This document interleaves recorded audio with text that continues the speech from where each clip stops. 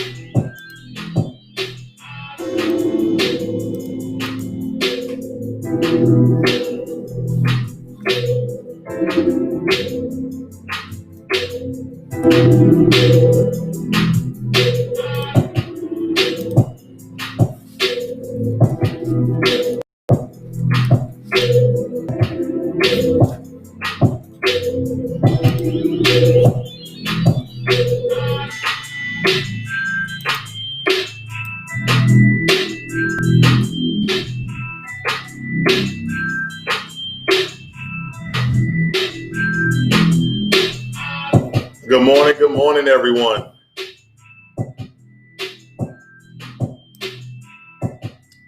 Let's get this thing started today. Good morning, good morning.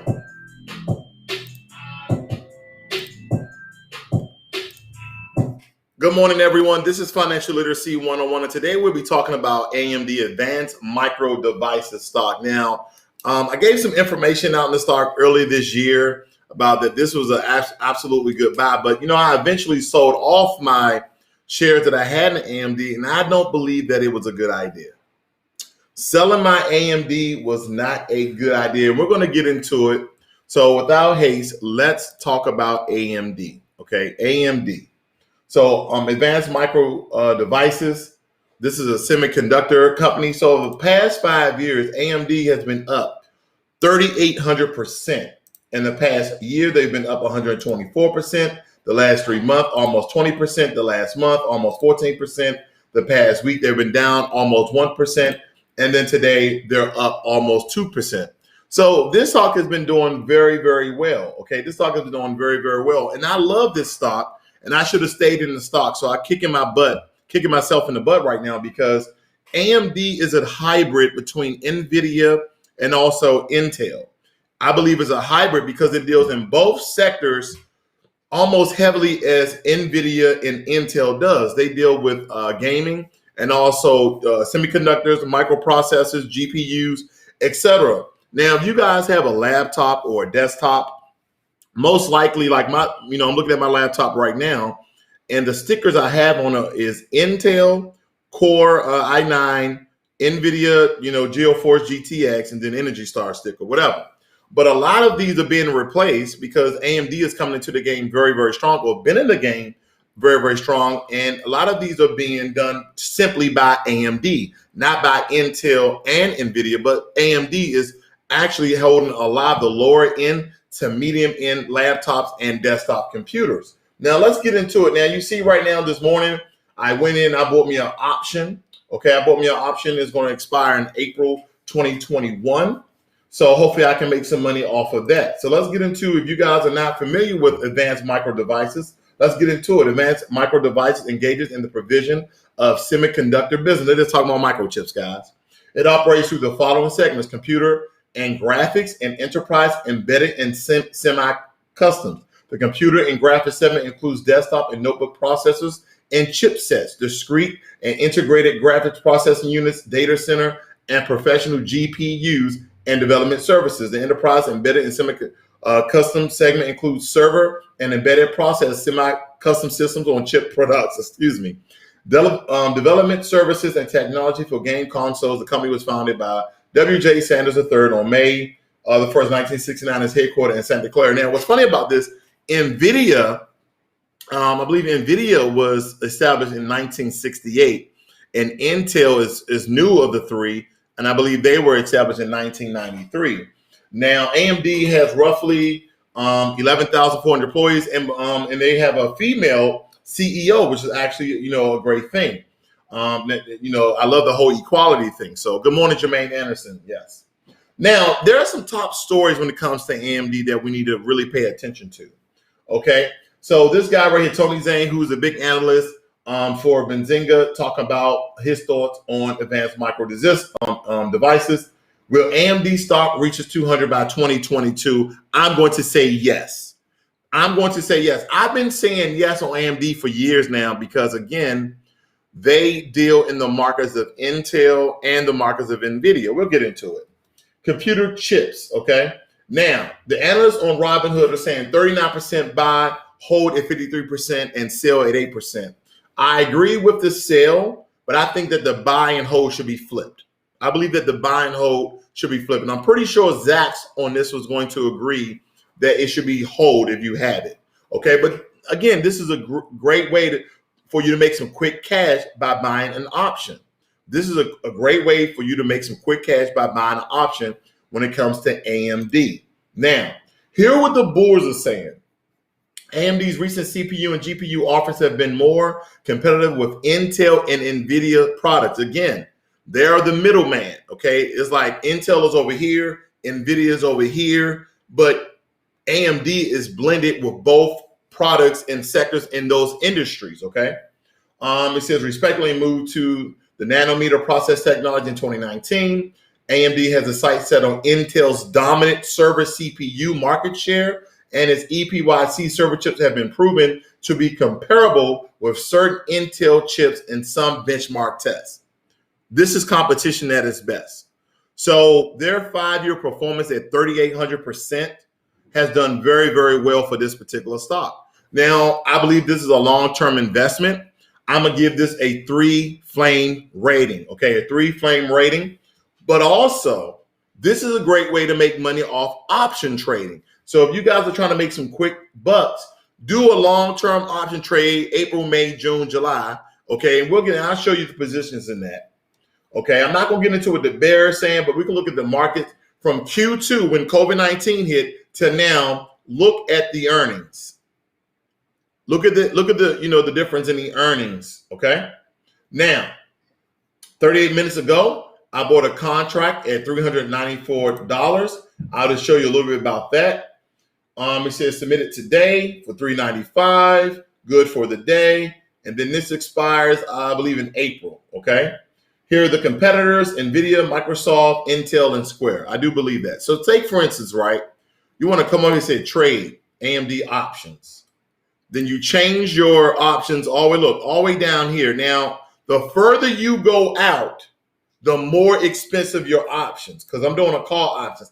I don't really bet on the market doing bad, but some people simply do calls. Some people simply do puts, meaning that they're banking on that stock is going to go down, whatever stock that may be that has options. Some people do both. I simply do call options. I've been very, very successful in doing call option, but this is the furthest option that this is 2 years out. So take, for instance, you come in here, you hit the plus sign, you tell Robinhood, yeah, I want that at one. I want one, but it's $2,695 for that particular option.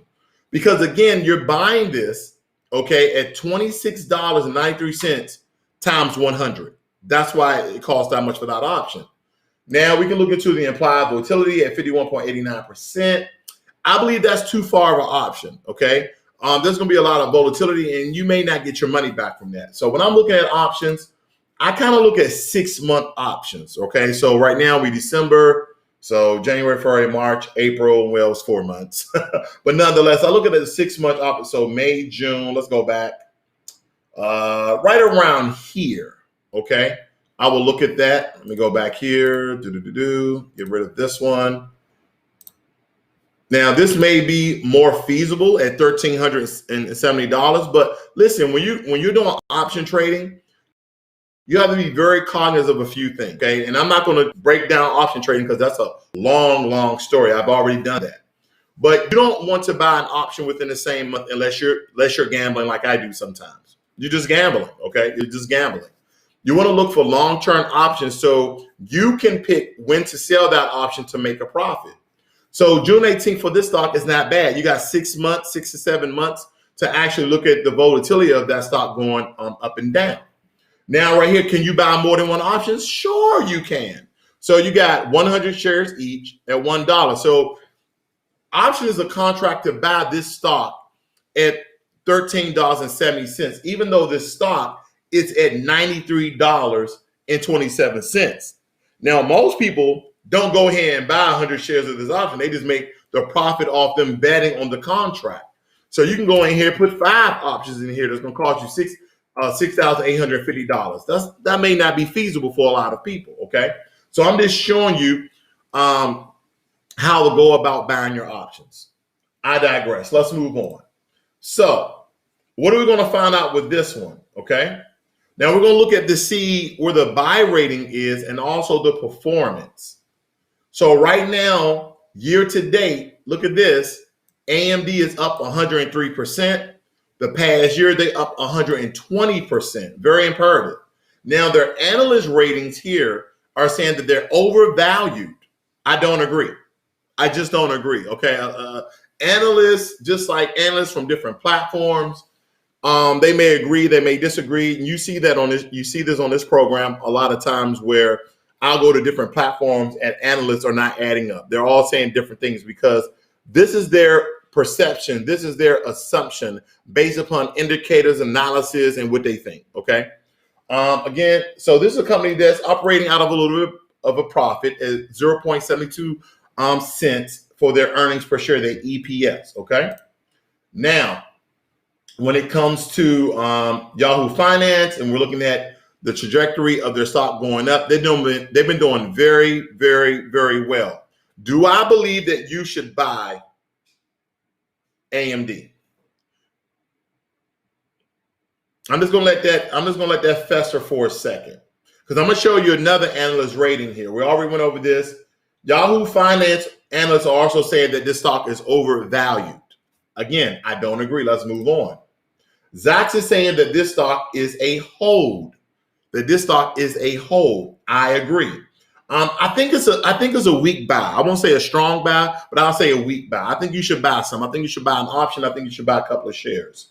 Okay. Their value is D. I disagree. I believe their value is a B.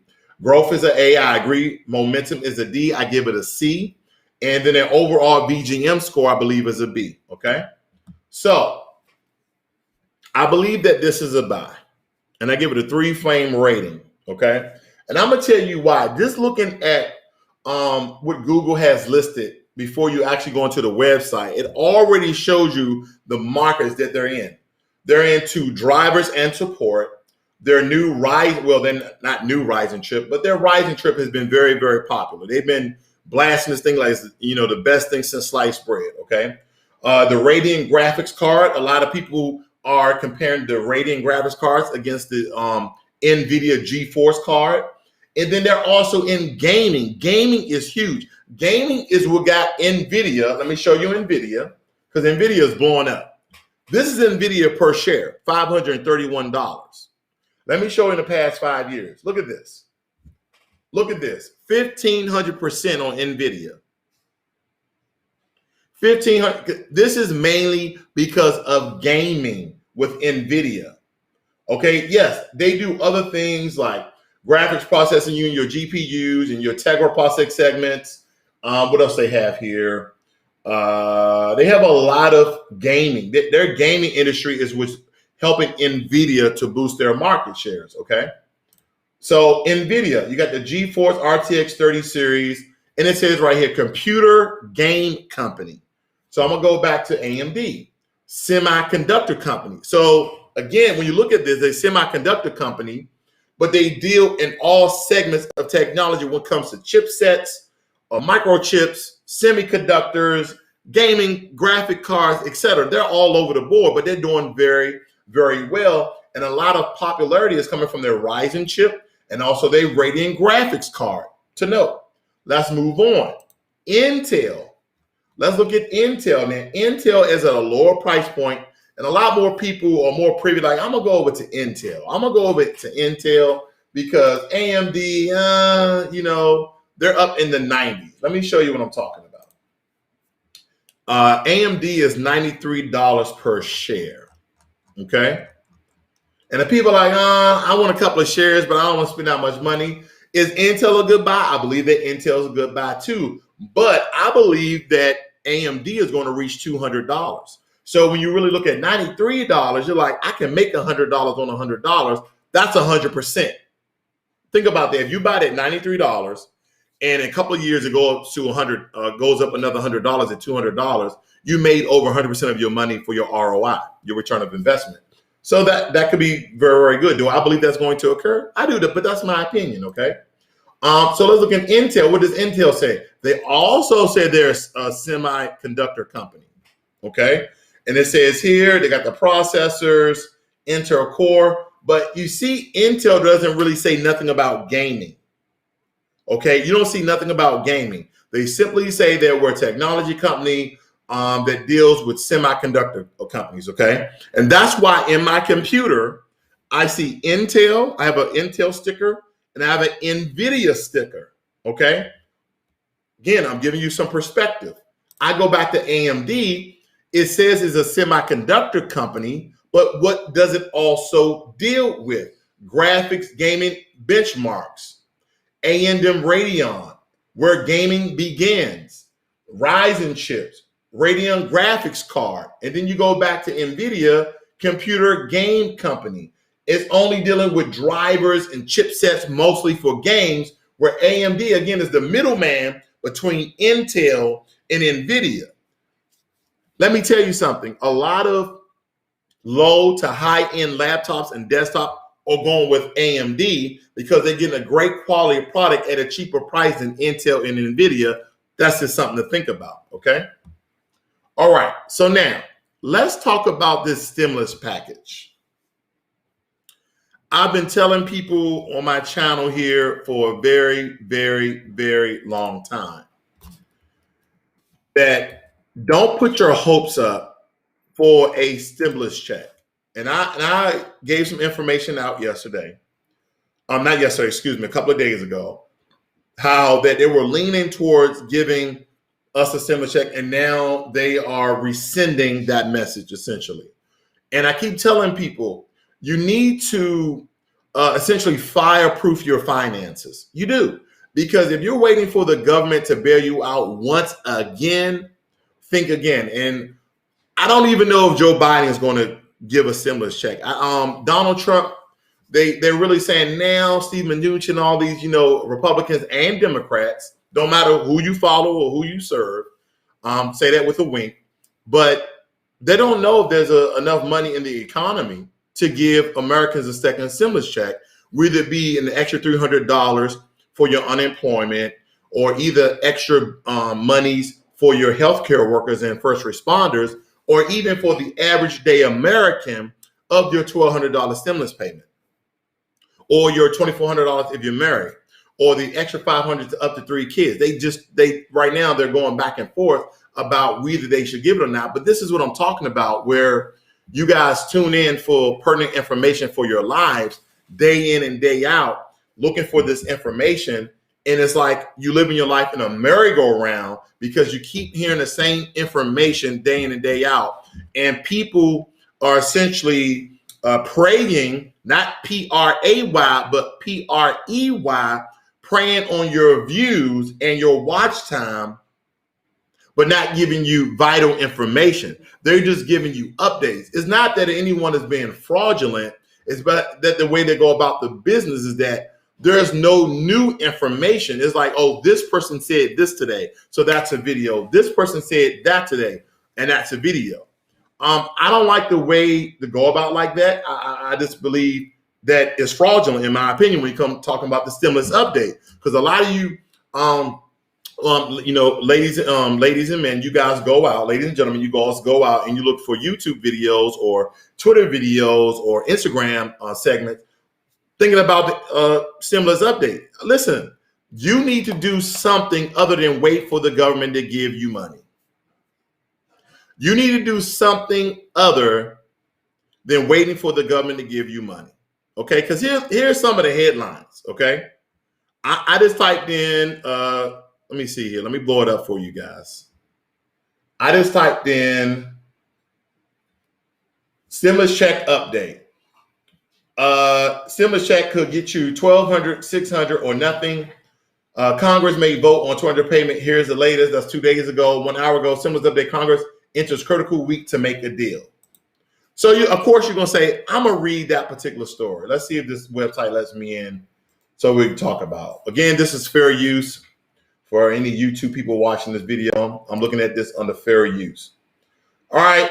You go into this and you're going to read this about, the eviction moratorium, all these benefit packages and all these things. On Friday, Congress passed a 1-week spending bill to avert a government shutdown to give leaders another week. And this is not information that people let you know that the government was going to actually shut down, 2 weeks before Christmas. Okay. And in the midst of trying to vote and or update and give information about a stimulus payment. So Congress passed a 1-week spending bill to avert a government shutdown to give leaders another week to hash out a stimulus package before crucial programs expire at year's end. Both sides have said they prefer to come to an agreement this week for both an omnibus spending bill and another COVID-19 relief bill. The stakes are high without action from Congress. A slew of pandemic benefits will expire this month. So a lot of these benefits that you guys are or we are getting because of COVID-19, they will expire at the end of this month. It said including some unemployment benefits and eviction moratoriums. So if they don't extend this, there's going to be a lot of people getting evicted after New Year's. Like they're going to get their eviction notices after New Year's. That's something that already weakened the economy recovery. It says of the more than 19 million Americans currently receiving jobless benefits, around 13 million will lose their benefits a week December 26th when pandemic unemployment assistance. Okay. Then we come down here. We're just going to jump down here. We're not going to read all of this. I'm just trying to give you the meat and potatoes of this, okay? Because we need to kill the nanny on the stimulus package update. And I'm just trying to tell people, hey, listen, this is not what you think. This is not what you think. Last week, why I keep doing this? Last week, both sides of the aisle will voice their opinions and proposals for the next deal, but neither provided a draft bill. So they yipping and yapping and, hey, what about the stimulus bill? The Americans need a stimulus bill. But no one drafted the bill. It's kind of like say, hey, we're going into war, but they're like, okay, we're going into war, but where's the plan? We need a plan. We need a plan of action, okay? Where's the plan? But no one has a plan, okay? So again, they're just yipping and yapping. And until you put it on paper, it's not official. All right. A $908 billion bipartisan proposal has been gaining traction in recent weeks, though it's unclear if influential party members like Senate Majority Leader Mitch McConnell will get on board. The White House also released its own $916 billion proposal through it included minimized benefits for unemployment, 600 stimulus checks. Democrats quickly shut down the White House proposal. Now, there's reasons behind this proposal. Both Republicans and Democrats, when they propose a bill, they have a lot of fluff inside of it. So I'm not going to say, oh, the Democrats are Democrats on this particular thing because they shot it down. Maybe the Republicans fluffed it up, just like essentially when they both agreed on there was some fluff. They still saying from the first CARES Act, the first stimulus bill, that is still $200 billion that's floating around in the government somewhere. And there's still some people who have not received their first stimulus package. All right, let's move on. But I'm jumping down here, but the latest iteration of the deal may look a bit different. On Sunday, Politico and CNN reported that the $908 billion bipartisan bill may now come in two parts. One, a $748 billion piece for common ground items like funds for healthcare and jobless benefits and others. Then a $160 billion chunk for the key sticking points of state and local funding, along with the temporary liability protection. Though it could be a compromise, it's unclear if there will be sufficient support for this new deal to pass. Okay, so ladies and gentlemen, for your stimulus update, once again, I have to tell you that you cannot put all your eggs in one basket when you are waiting on the government to give you financial support.